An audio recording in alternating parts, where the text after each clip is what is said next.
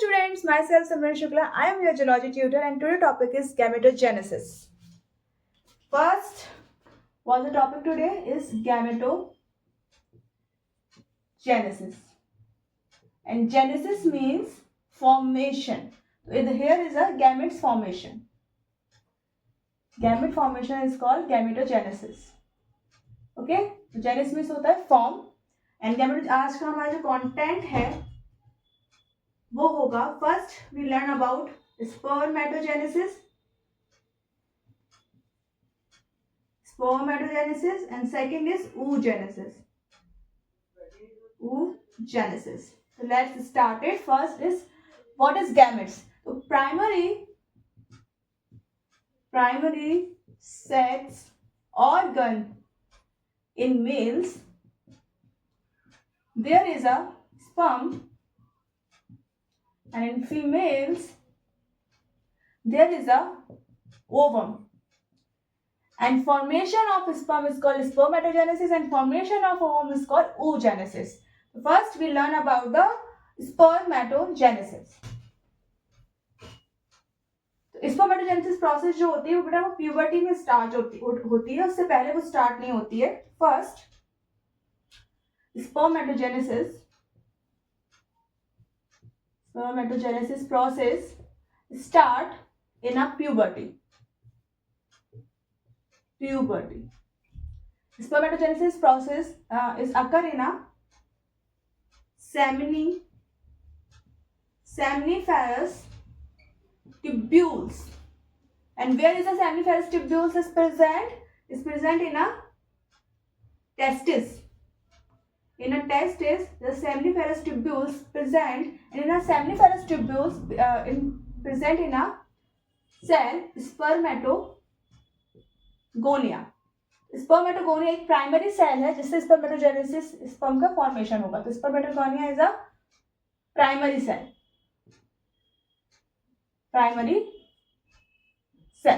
Okay. तो one spermatogonia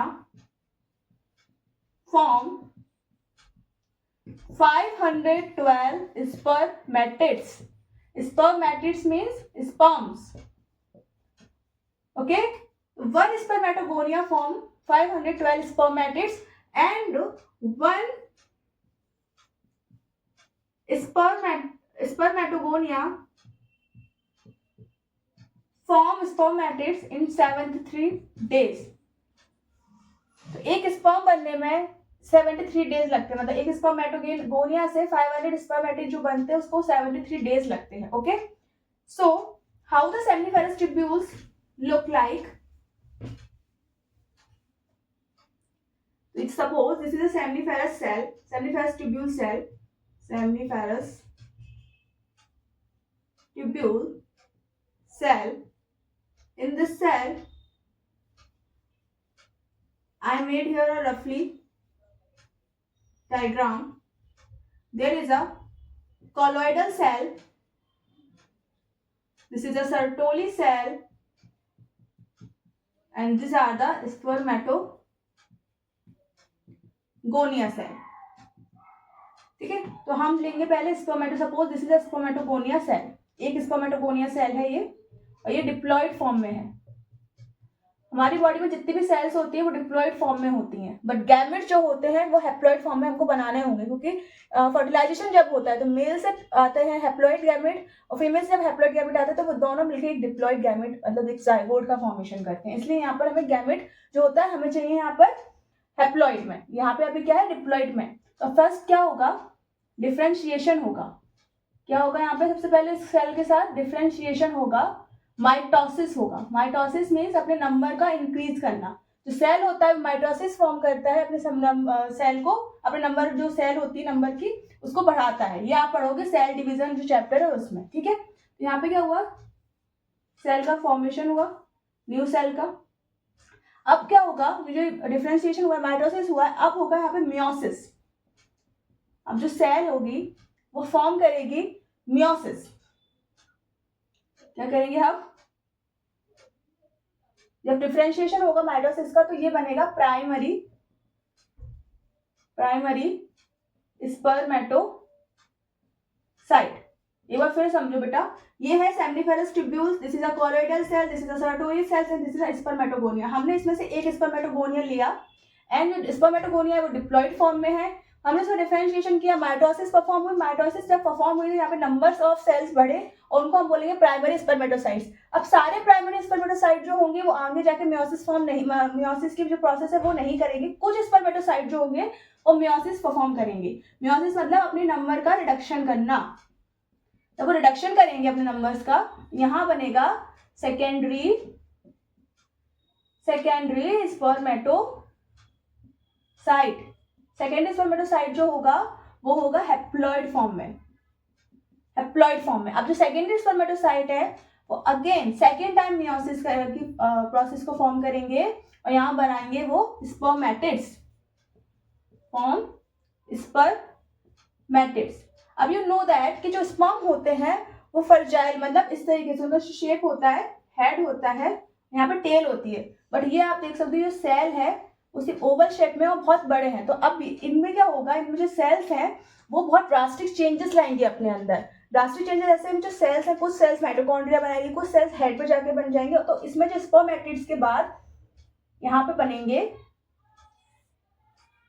sperms, ये बने स्पर्म्स।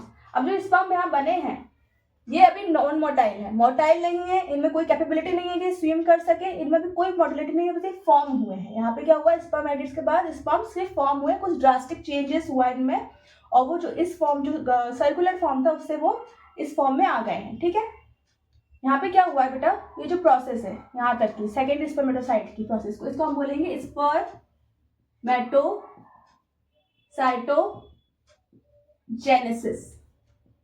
ठीक है, और यहाँ से यहाँ तक की फॉर्मेशन हुई है इसको हम बोलेंगे स्पर्मेटोजेनेसिस, क्योंकि यहाँ पे स्पर्म फॉर्मेशन हुआ है इसलिए बोलेंगे स्पर्मेटोजेनेसिस। यहाँ पे क्या फॉर्म हुआ है, ये यहाँ पे स्पर्मेटोसाइट फॉर्म हुआ है इसलिए इसको बोलेंगे spermatocytogenesis.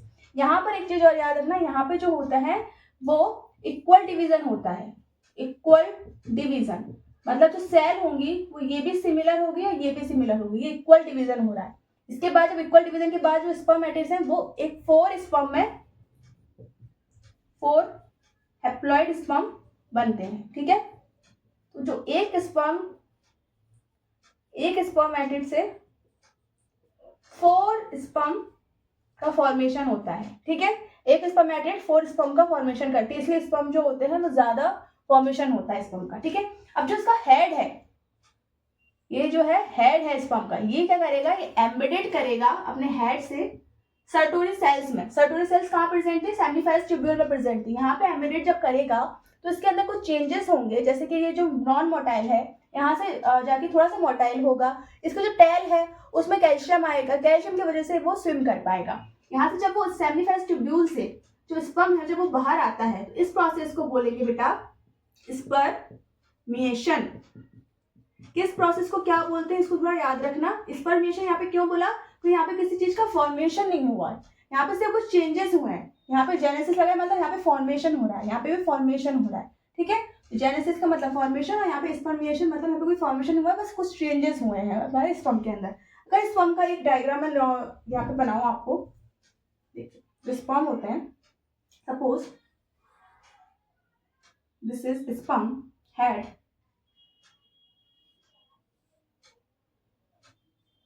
And this is tail. ये स्पर्म है, स्पर्म का हेड है, हेड में एक्रोसोम होते हैं। एक्रोसोम में ना बहुत सारे एंजाइम्स होते हैं जो हेल्प करते हैं embedded in the ovum. Okay, तो वो तब हेल्प करते हैं। यहाँ पे होता है माइटोकॉन्ड्रिया।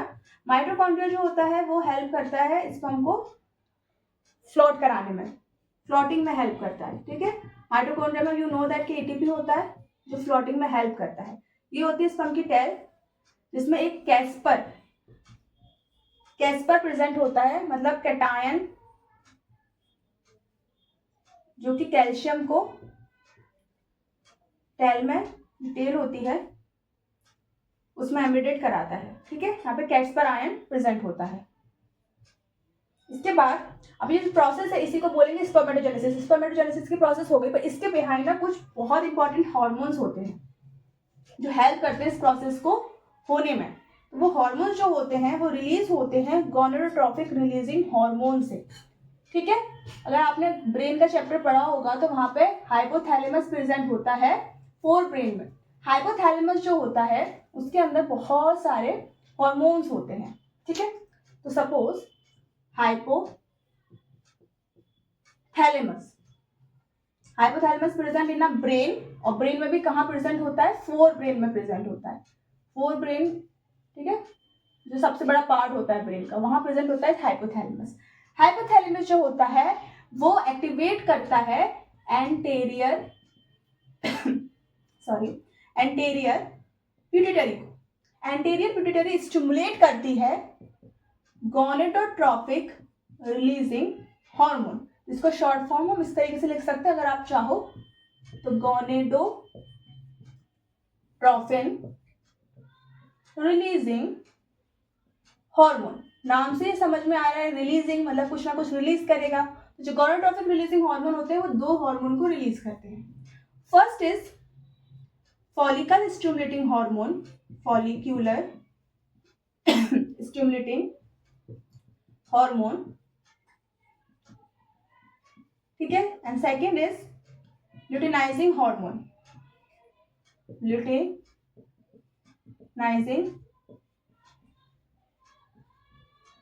हार्मोन, ठीक है। First is follicle stimulating hormone जिसको हम FSH भी बोलते हैं, ल्यूटेनाइजिंग हार्मोन जिसको हम L और H भी बोलते हैं। जो फॉलिकल स्टिमुलेटिंग हार्मोन होंगे वो सीक्रेट करते हैं एंड्रोजन्स को, एंड जो ल्यूटेनाइजिंग हार्मोन होता है वो हेल्प करती है सर्टोली सेल को, सर्टोरी सेल्स। एंड सर्टोरी सेल आपको मैंने अभी दिखाया था, सर्टोरी सेल जो होती है वो हेल्प करता है स्पर्मिएशन की प्रोसेस को, ठीक है। सर्टोरी सेल होते हैं वो आगे सीक्रेट करते हैं टेस्टोस्टेरोन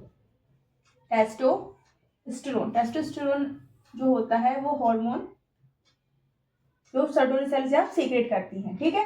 तो ये पूरा एक बिहाइंड द सीन चलता है स्पर्मेटोजेनेसिस की प्रोसेस में। देखेंगे स्पर्म रिलीज कैसे होते हैं। सेमिनिफेरस ट्यूब्यूल रिलीज कराते हैं स्पर्म को रेट टेस्टिस में। रेट टेस्टिस से स्पर्म जाएगा एपिडाइमिस में, एपिडाइमिस से वो जाएगा आगे, ये सब क्या है एक्सेसरी ग्लैंड्स हैं, ठीक है। एपिडाइमिस में जाएगा, एपिडाइमिस से फिर जाएगा इजैक्यूलेटरी डक्ट में, ठीक है। सबसे पहले सेमिनिफेरस ट्यूब्यूल में क्या हुआ, स्पर्म का फॉर्मेशन हुआ, स्पर्मिएशन हुआ, उसके बाद जब वो रेटिटेस्टिस में जाएगा तो रेटिटेस्टिस में क्या होगा, जो वो नॉन मोटाइल था, जो स्पर्म क्या था नॉन मोटाइल से यहाँ पे वो मोटाइल की फॉर्म में आएगा, और मोटाइल बनने के बाद फिर वो एपिडाइमिस में जाएगा।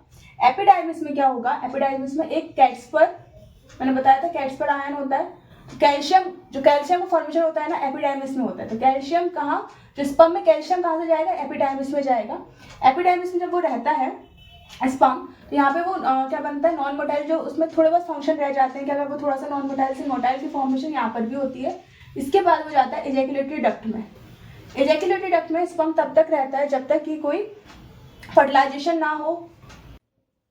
स्पर्म 30 डेज तक सरवाइव कर सकता है, जब तक कि वो इजैक्यूलेट होना, जब तक कि सीमेन फॉर्मेशन ना होगा और इजैक्यूलेटेड ना हो। तो सीमेन फॉर्मेशन कैसे होता है, सीमेन फॉर्मेशन होता है सेमिनल वेसिकल ग्लैंड से, ठीक है, इजैक्यूलेटरी डक्ट से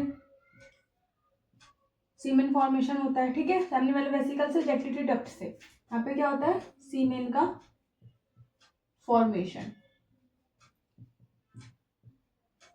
250 to 300 मिलियन स्पर्म इजैक्यूलेट होते हैं, इसमें से 40% की विग्रस मोटिलिटी होती है, 60% का size and shape is similar. तो ये पूरा फॉर्मेशन होता है स्पर्मेटोजेनेसिस का, ठीक है। इसके बाद अब हम पढ़ेंगे oogenesis। oogenesis का जो फॉर्मेशन, oogenesis की जो प्रोसेस होती है वो होती है फीमेल्स में, ठीक है। oogenesis, oogenesis, genesis means formation, यहाँ पे ओवम का फॉर्मेशन होगा और ये होता है फीमेल्स में। फीमेल्स में कब होता है? प्यूबर्टी में भी होता है एंड फीटल स्टेज पर भी होता है। क्या फर्स्ट अगर आपसे कोई डिफरेंस पूछे स्पर्मेटोजेनेसिस में और oogenesis में, तो ये पहला डिफरेंस यही हो जाएगा कि जो स्पर्मेटोजेनेसिस की प्रोसेस होती है वो सिर्फ प्यूबर्टी में स्टार्ट होती है, पर जो oogenesis की प्रोसेस होती है वो फीटल स्टेज में स्टार्ट हो जाती है। मतलब एम्ब्रियोनिक जब डेवलपमेंट हो रहा होता है फीटस का, तभी oogenesis की प्रोसेस स्टार्ट हो जाती है। मतलब जो उगोनिया होते हैं, उगोनिया क्या होता है? सेल होता है, प्राइमरी सेल होता है, वो प्राइमरी सेल, इसका फॉर्मेशन हो जाता है फीटल स्टेज में, डेवलपमेंट स्टेज में। जितने बनने होते हैं ना गोनिया बनते हैं 6 लाख, 6 लाख, ठीक है। तो 6 लाख का जो फॉर्मेशन होता है गोनिया का, वो फीटल स्टेज में ही हो जाता है। एक बार जब वो एम्ब्रॉय, जब वो बेबी जब बाहर आ जाता है, उसके बाद उगोनिया का फॉर्मेशन फीमेल्स में नहीं होता है, ठीक है। तो उगोनिया जो होती है फीटल स्टेज में 6 लाख होती है, जिसको हम प्राइमरी फॉलिकल्स बोलते हैं। और जब जो फीटस होता है, जब एम्ब्रॉय जो होता है, जब वो डिलीवर होता है, तब से लेकर प्यूबर्टी के स्टेज में जो फीमेल जाती हैं, तब तक यहाँ पे जो प्राइमरी फॉलिकल है वो रप्चर होते रहता है, और जो लास्ट में वो बचते हैं 8,000 इन ईच ओवेरी। ओवेरी जो होता है वो पेयर शेप में होता है, पेयरिंग होती है, तो ओवेरी जो होती है 2 प्रेजेंट होती है, 8,000 ईच ओवेरी में होते हैं, ठीक है। इसका मतलब 16,000 ही उगोनिया सेल्स फीमेल्स में होते हैं। यही एक रीजन है कि स्पर्म का फॉर्मेशन जो होता है वो मिलियंस में होता है, और जो उगोनिया जो है, क्योंकि वो फीटल स्टेज में बन के आ रहे हैं, बॉडी में बन ही नहीं सकते हैं उगोनिया आफ्टर द प्यूबर। एक बार जब जो फीटल स्टेज से जब वो एम्ब्रॉय डेवलप होता है, जब वो बेबी बनता है, तब वो बन ही नहीं सकता। यही एक रीजन है कि जो एक उगोनिया होता है वो फॉर्मेशन करता है सिर्फ एक ओवम का, जबकि स्पर्मेटोजेनेसिस में हमने पढ़ा था जो एक स्पर्मेटोगोनिया होता है वो फॉर्मेशन कितना करता है? 512 स्पर्मेटिड्स का, ठीक है। और एक स्पर्मेटिड जो होता है वो फॉर्मेशन करता है 4 स्पर्म्स का, इसलिए स्पर्म का काउंट ज्यादा होता है और मतलब ओवम का काउंट कम होता है। अगर हम oogenesis के प्रोसेस को अब देखते हैं, फीटल स्टेज में देखेंगे पहले, उसके बाद फिर प्यूबर्टी स्टेज में देखेंगे, ठीक है। जो फीटल स्टेज होता है, सपोज दिस इज अ उगोनिया, यहाँ पर डिफ्रेंशिएशन हुआ, ये हो रहा है फीटल स्टेज में, अभी डिफ्रेंशिएशन हो रहा है फीटल स्टेज में ही, माइटोसिस का प्रोसेस फॉर्म हो रहा है, अपने नंबर बढ़ा रहा है सेल उगोनिया, अपना नंबर बढ़ाएगा। उसके बाद यहाँ पर होगा मियोसिस। क्या होगा? मियोसिस होगा, यहाँ पे सेल बन जाएंगे दिस एंड दिस। अब ये सेल है, ये जो है ये फीटल स्टेज में हुआ है, फीटल स्टेज में मियोसिस जो होता है अपना फॉर्म करता है और सेल बना देता है। और ये जो है meiosis first diplotene first prophase first, इसमें जाके अरेस्ट हो जाता है। जो ओवम है, जो उगोनिया है, जो डिफरेंस होके मियोसिस होके यहाँ पे क्या हो जाता है, मियोसिस डिप्लॉटिन स्टेज प्रोफेज में जाके यहाँ पर होके अरेस्ट हो जाता है। ये क्या है? ये है follicle, primary follicle. What is this? Primary follicle. इन सेल को प्राइमरी फॉलिकल कहते हैं और यहाँ पे जाके अरेस्ट हो जाते हैं। इसके बाद ये फॉर्मेशन नहीं करते हैं। इसके बाद जब एक बार जब बर्थ हो जाता है, जब बर्थ होने के बाद प्यूबर्टी स्टेज, अब देखेंगे प्यूबर्टी स्टेज में क्या होता है। ये जो प्रोसेस होती है प्राइमरी फॉलिकल जो यहाँ पे अरेस्ट हो जाता है, वो किस वजह से अरेस्ट होता है? कोई भी चीज साइंस में बिना किसी वाई की नहीं होती है, तो यहाँ पे अरेस्ट होने का एक रीजन होता है MIS, मैचुरेशन इनहिबिटिंग हार्मोन, ठीक है। क्या होता है? मैचुरेशन इनहिबिटिंग हार्मोन जो होता है वो यहाँ पे रिलीज होता है और यहाँ पर जो सेल होते हैं वो यहाँ पे अरेस्ट हो जाते हैं। जब तक ये मैचुरेशन इनहिबिटिंग हार्मोन यहाँ पे रिलीज होता रहेगा, तब तक ये प्राइमरी फॉलिकल जो है यहाँ पर वो क्या होंगे, वो यहीं रहेंगे। किस, ये प्राइमरी फॉलिकल कहाँ होते हैं, स्पिंडल सेल के अंदर होते हैं। स्पिंडल सेल जो होता है वो इनको नरिशमेंट देता है जब तक कि जो फीमेल है वो प्यूबर्टी के एज में ना रह जाए, तब तक नरिशमेंट देता है स्पिंडल सेल। और कौन सा हार्मोन यहाँ पे प्रेजेंट होता है, मैच्योरेशन इनहिबिटिंग हार्मोन प्रेजेंट होता है। इसी वजह से यहाँ पर ये अरेस्ट होता है। जब प्यूबर्टी के स्टेज में आता है, गोनेडोट्रोपिक रिलीजिंग हार्मोन यहाँ पर रिलीज करते हैं फॉलिकल स्टिमुलेटिंग हार्मोन, और फॉलिकल स्टिमुलेटिंग हार्मोन की वजह से यहाँ पे जो मैच्योरेशन इनहिबिटिंग हार्मोन है वो हट जाता है, और कहाँ क्या आ जाता है यहाँ पे, फॉलिकल स्टिमुलेटिंग हार्मोन। ठीक है, जब फॉलिकल स्टिमुलेटिंग हार्मोन यहाँ आ जाता है और जो प्यूबर्टी में जब फीमेल चली जाती है तो जो मियोसिस 1 है वो आगे बढ़ता है और यहाँ पर फॉर्मेशन करता है। अब यहाँ पे एक और अंतर आ जाएगा, स्पर्मेटोजेनेसिस में हमें पता था जो फॉर्मेशन हो रहा था वो इक्वल डिवीजन हो रहा था, मतलब जो सेल का साइज था वो इक्वल था। यहाँ अनइक्वल डिवीजन होता है, इनमें क्या होगा, अनइक्वल डिवीजन होगा। तो एक फर्स्ट पोलर बॉडी बनेगी, this is a first polar body. Polar body वो बॉडी होती है या वो सेल होता है जो आगे जाके डिवाइड नहीं कर सकता। ये इसका काम यही था कि यहाँ तक ही रहेगा, ये आगे जाके डिवाइड नहीं करेगा। एक सेल बनेगा जो आगे जाके डिवाइड करेगा। अब यहाँ पे क्या हुआ, यहाँ पे एक सेल बना, ये सेल जब होगा आगे जाके डिवाइड करेगा, ग्राफियन फॉलिकल बनाएगा, ग्राफियन फॉलिकल रप्चर होगा, ग्राफियन फॉलिकल जब रप्चर होगा तो ओवम यहाँ से रिलीज होगा और इस प्रोसेस को बोलेंगे oogenesis। oogenesis first polar body बनेगी। ठीक है, ओवम रिलीज हुआ, ओवम जब रिलीज हो जाएगा, जब वो जाके फर्टिलाइजेशन होगा तो यहाँ पे अगेन एक सेकेंड पोलर बॉडी बनेगी, सेकेंड पोलर बॉडी, और यहाँ पर एक सेल ओवम बन जाएगा जिसको फर्टिलाइजेशन में हेल्प करेगा। तो ये होता है oogenesis। जूजेनेसिस में अनइक्वल डिवीजन होता है, इसका भी रीजन होता है अनइक्वल डिवीजन का कि जो सेल है वो चाहता है कि जितना भी नरिशमेंट है, जितना भी माइटोकॉन्ड्रिया साइटोप्लाज्म में जितनी भी चीजें आ रही हैं वो एक सेल को अच्छे से मिले, इससे दूसरी पोलर बॉडी बना दी जाती है कि यहाँ पर इस सेल को किसी चीज की नीड ही ना हो। जब इसको किसी चीज की नीड नहीं होगी तो इसके लिए भी जो चीजें आएंगी वो इसमें हेल्प करेंगी। ठीक है, नरिशमेंट ज्यादा चाहिए होता है ओवम को कंपेरिजन टू स्पर्म, तो यहाँ पे जो नरिशमेंट है वो ज्यादा होता है इस वजह से। तो ये पूरी प्रोसेस होती है oogenesis की। ये जो प्रोसेस है यहाँ तक फीटल स्टेज में होगी, आफ्टर प्यूबर्टी इस स्टेज में होगी। सपोज यहाँ पर जो फॉलिकल स्टिमुलेटिंग हार्मोन है यहाँ से रिलीज हुआ और यहाँ पे अनइक्वल डिवीजन हुआ।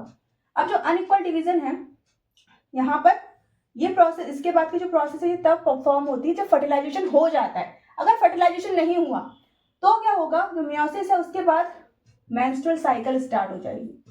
Menstrual cycle start in this phase, ये फेज है इसमें मेंस्ट्रुअल साइकिल स्टार्ट हो जाएगी। ठीक है, मेंस्ट्रुअल साइकिल जब स्टार्ट हो जाएगी तो आगे का जो ग्राफियन फॉलिकल है वो भी फॉर्म नहीं होगा और जो फिर ओवम का रिलीजेशन है वो भी नहीं होगा। तो oogenesis की प्रोसेस यहीं रुक जाएगी अगर फर्टिलाइजेशन नहीं होता है। अगर फर्टिलाइजेशन हो जाता है तो oogenesis की प्रोसेस आगे बढ़ेगी, अदरवाइज नहीं होगा। बट इस फॉर्म में ऐसा नहीं होता है। इस फॉर्म में स्पर्मेटोजेनेसिस की प्रोसेस एक बार जब स्टार्ट होती है तो पूरी लास्ट तक जाती है। तो ये कुछ डिफरेंसेस है इसमें। इसके पीछे भी हॉर्मोन्स होते हैं, सेम हार्मोन काम करते हैं।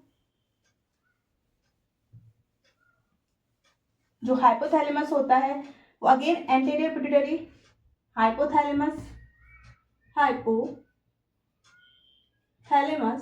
अगेन एंटीरियर पिट्यूटरी को स्टिमुलेट करता है। Anterior pituitary gonadotropic releasing hormone को स्टिमुलेट करती है। Gonadotropic releasing hormone follicle stimulating hormone को और लुटिनाइजिंग हार्मोन को स्टिमुलेट करता है। फॉलिकल स्टिमुलेटिंग हार्मोन जो है उसका रोल आपको मैंने बताया है, वो MIS मतलब उसको इनहिबिट करता है। जो मैच्योरेशन इनहिबिटिंग हार्मोन है उसको हटाता है फॉलिकल स्टिमुलेटिंग हार्मोन। और फॉलिकल स्टिमुलेटिंग हार्मोन जो होता है वो एस्ट्रोजन भी रिलीज कराता है स्पिंडल सेल की हेल्प से। स्पिंडल सेल्स वो सेल होते हैं जो नरिशमेंट देते हैं एग को, फॉलिकुलर सेल को, जब तक कि वो प्यूबर्टी की स्टेज में ना आ जाए। तो स्पिंडल सेल से एस्ट्रोजन रिलीज होता है और फॉलिकल स्टिमुलेटिंग हार्मोन में एस्ट्रोजन रिलीज कराता है। लुटिनाइजिंग हार्मोन जो होता है वो रिलीज कराता है ग्रैनुलोसा सेल को। ठीक है, एंड जो जितने भी सेकेंडरी फीमेल कैरेक्टर होते हैं, फीमेल कैरेक्टर वो लुटिनाइजिंग हार्मोन की वजह से होता है। तो ये पूरा होता है हार्मोन का secretion behind the oogenesis process. तो ये था गैमेटोजेनेसिस प्रोसेस, इसमें हमने पढ़ा पहले स्पर्मेटोजेनेसिस एंड फिर पढ़ा हमने oogenesis। ठीक है, तो ये पूरा प्रोसेस होता है इस तरीके से। आई होप आपको समझ में आया हो। Thank you.